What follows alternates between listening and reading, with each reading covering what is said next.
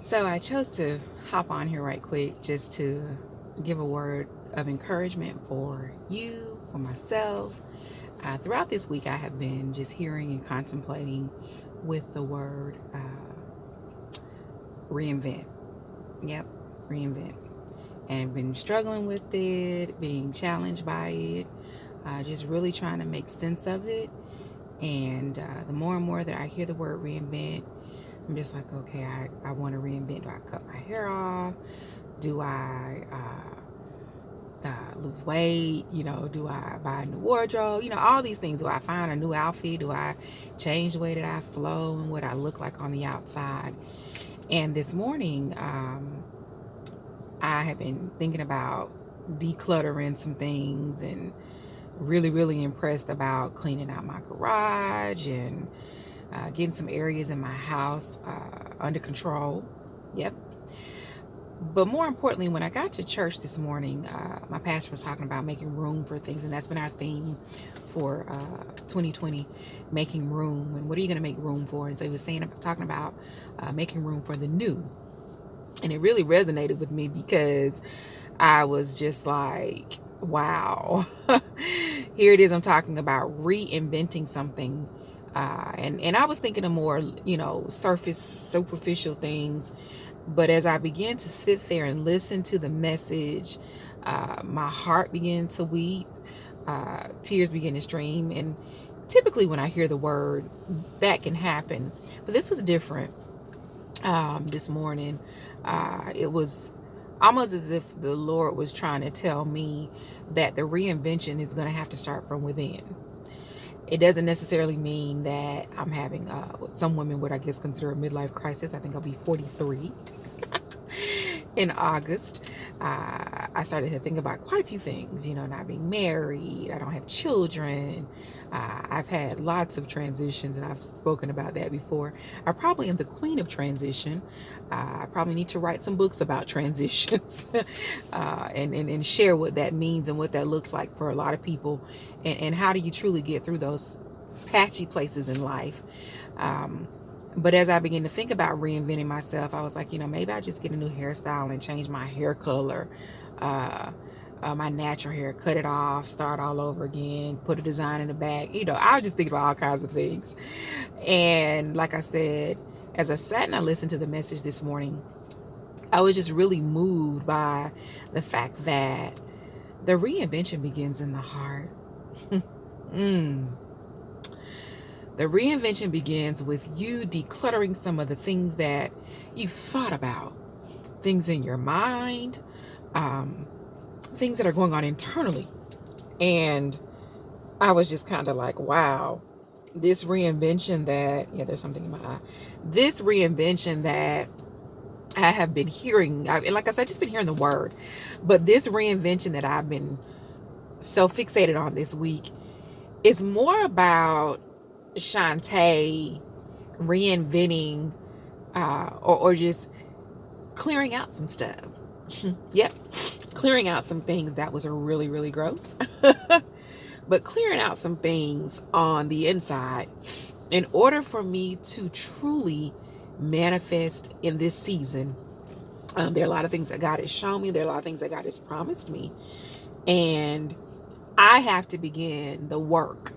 It's one thing to talk about it. It's one thing to write it down. And yes, you must write the vision to make it plain.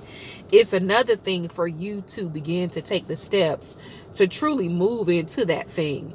I said, well, one of the key things to reinventing and starting out in your heart space is I begin to question, am I truly spending a lot of time with God?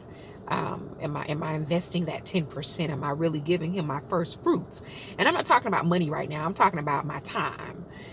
Have I sat down and given him, as Pastor Mike Todd would say, that 240 minutes every day. Yeah, that's about, I think he said 240, however it goes. You got 24 hours in a day, you figure the 10% out. But my point is that 2.5 hours or have you really sat down and, sat and really soaked in the presence of God? Have you spent that kind of time with God every day? Because when you spend that kind of time with God every day, and I'm telling you what I know from my past, not even really understanding the whole 10% and thinking about it that way, that my days go different, my weeks go different, my declarations are different, my decreeing is different, the things that God unveils to me are different day to day. And I thought, wow, reinvention, beyond starting with me, the next step is spending time with God. It's not even about going out and doing something physical to myself, but it is about getting in the presence of God and listening to the voice of God, reading the word of God, and being able to apply that word to my everyday life. Then I can create a plan and start getting some work done, whether it be decluttering, my workspace, my office space, decluttering a room, decluttering a closet, continuing to work on some things that God has shown me for business, working on some things in my garage. The natural will begin to line up with when your spirit begins to get in alignment with God and the things that he wants to manifest. I promise you, the outside stuff, the surface things, the very natural things, the practical things will begin to line up just as well. And so that was really heavy on me this morning. Just the whole reinvention, realignment, and with reinventing comes realignment. It's just like a car. You can have a car, you can have a vehicle, and you can put new tires on it. You can wash it. You can get it waxed. You can do all the external things. You can get the windows tinted. But if the engine, my God, if the engine is not operating properly, your car will not run. So all of that to say to you all this morning, think about your engine. And as you think about reinventing yourself, think about what's going on the inside of you. Be blessed. And remember, throughout this week, though there's so much going on in the world, and it's not just about the coronavirus. There are so many things that the Lord has to do in the earth to prove and show who he is, to so many that are unbelievers, and to some of us that believe, because our faith is waning. Stay true to the faith that God has given you. Stay true to the faith that you have. And the word of the Lord talks about there being a mustard seed of faith. Hold on to that faith. Hold on to the faith that you have, knowing that things will change and things will be different. But even in that, as my pastor Jason Scales said on this morning, it is more about understanding that you, as you are in faith, that you are solid on the inside when everything around you might not be. So I ask that as you think this week and you go through this week and you see the things happening across the nation, continue